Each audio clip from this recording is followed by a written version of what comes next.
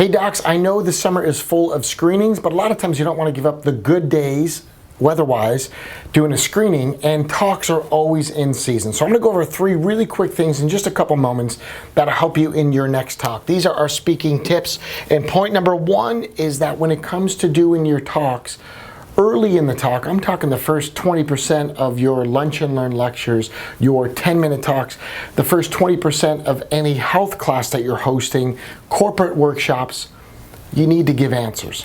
In other words, you need to provide some resources. Look, we're in a content-rich world where information's free, and they're going to have an expectation that you're going to deliver some goods. Now, the way I always suggest you deliver the answers is in a counterintuitive way. I know you've been told this, but actually the research shows there's a better way to do that. I know you've been told this, but here's what my experience has shown me to be even better. Recently, they've made some changes that you might not be aware of. Let me catch you up to speed. This is a superior way to do whatever it is on the topic you're speaking on.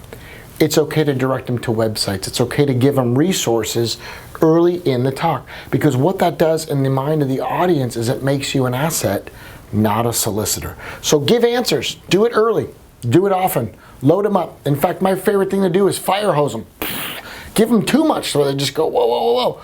Don't confuse them, but fire hose them with some counterintuitive information, things that they can use right away, and I like the quick and easy. Second point is, I want you to polarize your audiences. Now, I know that sounds crazy, but in an opt-in world, my feeling is the really successful chiropractic offices in most parts of the world really specialize in on what they do. We specialize in the subluxation.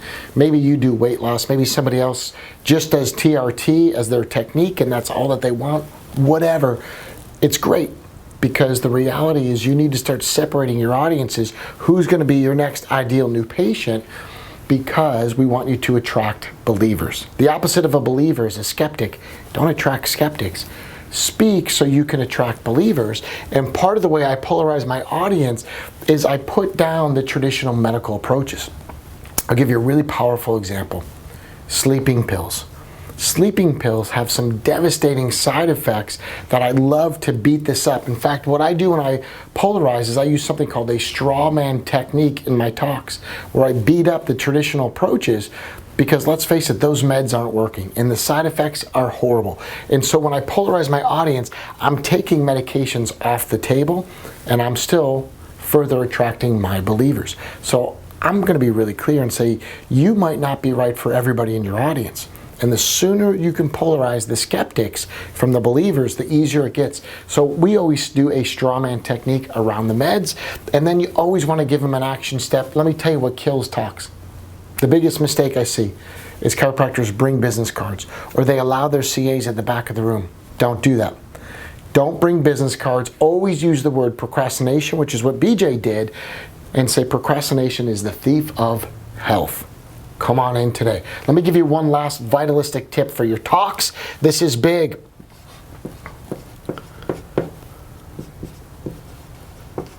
That is supposed to say volunteer. Because most chiropractors don't do this. I'll explain this in a second. But July 12th and 13th, we're going to be doing our revamped Art of the Close workshop, and we're calling it Speak to Attract Believers, because too many times docs don't know how to attract believers. These are some quick and easy steps. But we'll be in Minnesota. We're going to offer a student price for Northwestern students at a rock bottom fee, so they can avoid doing spinal screenings. And if you can learn to speak and grow, you can skip screenings altogether. I'm telling you, you can flood your office. My most recent associate, who's also a Northwestern grad, just finished his 7th week in practice, and he went 0 with a new office to 200 weekly visits in 7 weeks, because he just did a bunch of talks, mixed in one open house, boom, 200 weekly visits. So let me give you this. What a lot of docs do is they don't know how to attract volunteers, and the opposite of that is victims. So if you only have a pain-based message, you're always going to attract the victims, people in pain. What I teach at this new workshop that we are calling Speak to Attract Believers is I want you to attract volunteers as well as victims. People in pain, come on in. But how do we get volunteers for the wellness model? You're going to love this workshop, July 12th and 13th. It's open to doctors. It is absolutely open to doctors, and we're going to offer some discounts at this first one. So even if you have been to the Art of the Close, this revamped workshop has got some cool stuff that we've been tweaking and teasing and trying in my practice for the last year, and this is why our number of people who sign up for care plans after a talk has gone up. We only teach it after we've run it through the lab. My office is a lab. I'm still in practice. Let me show you it works. Join us 12th and 13th of July in Minnesota. We do have some student prices, but it's absolutely for docs. Learn to attract volunteers, not just victims. See you at the new workshop. Cheers, everybody. Out of 8 people in the room, we scheduled 13 appointments. So right there, we hit the ground running and we haven't looked back. Had 45 people in the audience, closed 40 of them. And I do not like to public speak. So I'm just telling you, this stuff's powerful. Get to the next seminar. So we did a talk last week at a real estate office, drove in 10 new patients. The following week we closed 15 out of that, so that's Polish math. I got in front of a group of teachers, 30 teachers, signed up 21 of them in 10 minutes.